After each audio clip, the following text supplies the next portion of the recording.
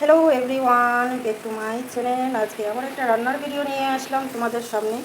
আজকে রান্নাটা হচ্ছে মুরগির মাংস। এখানে দেখো বাঁশকরল দিয়েছি, আলু দিয়েছি, এই যে আলু দিয়েছি,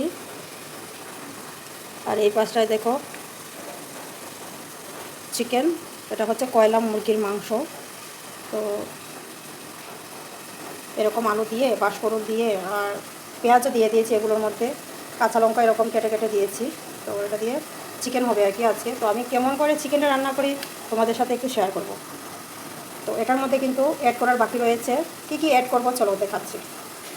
এখানে দেখো হাতে করে নিয়েছি তেজপাতা, এখানে দিয়ে দেবো তেজপাতা। আর এই পাশটায় রয়েছে দেখো শুকনো লঙ্কা বেটে রেখেছি। তারপর হচ্ছে এখানে আদা বাটা, রসুন বাটা। তো ওগুলো সবগুলোই আমি এই চিকেনের মধ্যে দিয়ে দেবো। আবার এখানে দেখো ছোটো ছোটো করে কেটে রেখেছি টমেটো। তো টমেটো কিন্তু এই চিকেনের মধ্যেই দেবো। ফার্স্টে নিয়ে নিলাম আদা বাটা,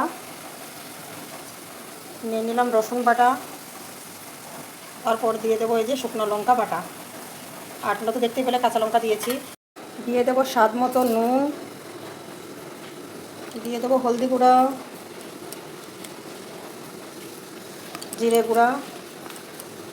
এখানে আমি সব কিছু দিয়ে দিয়েছি। এখন আমি এটাকে মেখে রেখে দেবো। এখানে দেখো আমি তেল দিতে ভুলে গিয়েছিলাম, তো এখানে আমি তেলটা দিয়ে দেবো। আমি সরষের তেল দিয়েছি, তোমরা চাইলে আরও বেশি করে দিতে পারো, আমি কম করে দিলাম কারণ এখানে মাংসটা একদম কম রয়েছে। তো এটাকে মেখে, এখানে তো কড়াইটা বসিয়ে দিয়েছি। এবার আমি এই চিকেনটা দিয়ে দেবো, ম্যারিনেট করা চিকেন। এতে আমি তেল দেবো, তারপর হচ্ছে চিকেনটা দেবো। তো এইটুকুই তেল দিয়েছি, আর দেবো না, যেহেতু আমি চিকেনটা যখন ম্যারিনেট করেছিলাম তখন দিয়েছিলাম, তাই কম করে দিলাম। চলো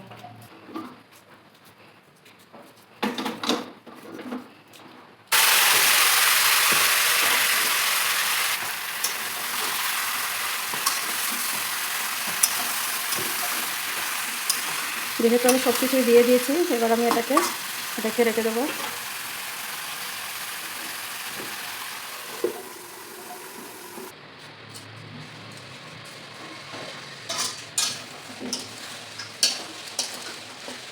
এরকম পরপর কিন্তু ঢেকে রেখে এরকম কষিয়ে নিতে হবে। তো অর্ধেকটা আমার কষানো হয়ে গেছে, তাই আমি এই যে টমেটো দিয়ে দেবো।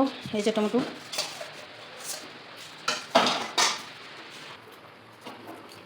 সবগুলো টমেটো আমি দিয়ে দিলাম। দিয়ে আমি আবারও ভালো করে এগুলো কষিয়ে নেব। তো তোমরা একটু সবাই একটু ম্যানেজ করে নিও, কারণ আমি একা হাতে মোবাইল নিয়ে কিন্তু ভিডিওটা করছি। আবারও আমি ডেকে দেবো। এরকম পরপর কিন্তু কষিয়ে নিতে হবে ডেকে, তারপর আর একটু নাড়িয়ে এরকম করে যত কষাবে তত কিন্তু খেতে টেস্টি হবে।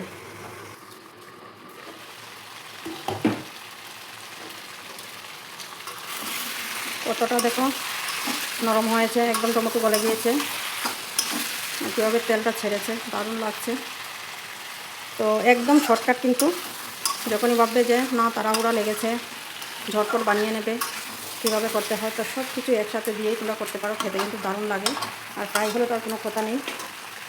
কি সুন্দর লাগছে দেখো, এরকম বাঁশকরল দিয়ে, আলু দিয়ে, টমেটো দিয়ে, কি মজা গো।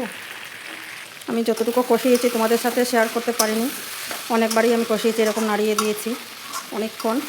তো তোমরা এরকম কিন্তু বেশি বেশি করে চিকেনটা কষিয়ে নেবে, দেখবে দারুণ লাগবে খেতে, একদম সফট হয়ে যাবে, খেতে দুর্দান্ত লাগবে। আর এই যে মশলা যে দিয়েছিলাম সেই বাটিটা কিন্তু ধুয়ে আমি জলটা অল্প করে একটু দিয়ে দেবো, একটু মাখা মাখা থাকবে, আমি ঝুল দেবো না। তোমরা চাইলে ঝুল দিতে পারো, একদম ঝুল মানে এরকম থাকবে। আমার ঝুলটা খেতে ভালো লাগে না, তাই দিইনি। তারপর কিছুক্ষণ হয়ে গেলে গরম মশলা দিয়ে নামিয়ে নেব। চলো, এই যে দেখো হয়ে গেছে। এবার খাবো। গরম মশলা দিয়ে দিই। তো দিয়ে দিলাম গরম মশলা। আমার ততটাও গরম মশলা ভালো লাগে না, তাও দিলাম। তোমরা চাইলে দিতেও পারো, নাও দিতে পারো। দেখো একদম ফ্রাই কিন্তু হয়েছে, কতটা দারুণ হয়েছে, কালারটা কেমন এসেছে দেখেছো।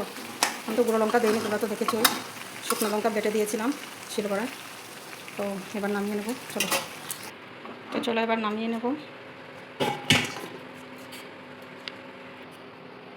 তো দেখো কতটা সুন্দর হয়েছে আর সুস্বাদু হয়েছে, দারুণ দারুণ। এটা দেখো, তো এরকম কিন্তু তোমরা একবার ট্রাই করে দেখতে পারো, আশা করি ভালোই লাগবে। আমার তো ভালো লেগেছে, তাই তোমাদের সাথে একটু শেয়ার করলাম। তো চলো বন্ধুরা, ভিডিওটা ভালো লাগলে লাইক করো, কমেন্ট করো, শেয়ার করো। থ্যাংক ইউ, সবাই ভালো থাকো। অন্য কোনো ভিডিওতে দেখা হবে। টাটা।